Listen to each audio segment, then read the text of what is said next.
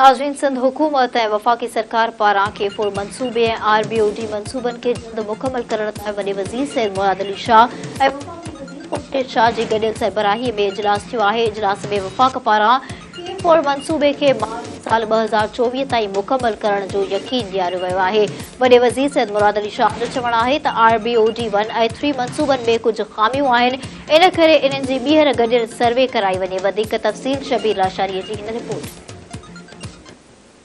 वज़ीर आला हाउस कराची में वॾे वज़ीर सैयद मुराद अली शाह ऐं वफ़ाक़ी वज़ीर सैयद खुर्शीद शाह जी गॾियल सदारत हेठि K4 ऐं RBOD रिथाउनि बाबति थियल इजलास में मकानी खाते जो सूबाई वज़ीर सैयद नासिर हुसैन शाह, आबपाशी वज़ीर Jam Khan Shoro, chief secretary Sohail Rajput, chairman PND Hassan Naqvi, वफ़ाक़ी हुकूमत जे वफ़द में शामिल चेयरमैन वाबडा जनरल रिटायर सजाद गनी, आबी वसीलनि वारे secretary Hassan Nasir Jamali, joint secretary Mehar Ali Shah, GM north Masood Soomro, PD K4 Aamir Mughal, वापडा जो चेयरमैन ऐं ॿिया शामिल हुआ। इजलास में K4 रिथा ते गौर विचार कंदे आगाही ॾिनी वई त K4 जो फेज़ 1 260 MGD ठटे खां मलीर ताईं तामीर हेठि आहे। ही मनसूबो किंजर खां कराची ताईं 100 किलोमीटर ते ॿधल आहे। इजलास खे ॿुधायो वियो त 260 MGD जा 3 रिजर्वायर ठाहिया वेंदा, जिन में हिकु पिपरी, ॿियो नादरन बाईपास ऐं टियों ओल्ड NE में ठाहियो वेंदो। वॾे वज़ीर सैयद मुराद अली शाह जो चवणो त सिंध हुकूमत पाणी जी विर्छ जो निज़ाम ठाहींदी, जंहिं लाइ घुर्बल ज़मीन जा कुझु मसइला आहिनि जेके जल्द हल कया वेंदा। वॾे वज़ीर चयो त सिंध हुकूमत K4 लाइ 50 मेगावाट बिजली जो बंदोबस्त करे रही आहे। संदसि चवणो त K4 रिथा में अॻुवाट देर थी चुकी आहे। असां चाहियूं था त ही रिथा जल्द मुकमल कई वञे।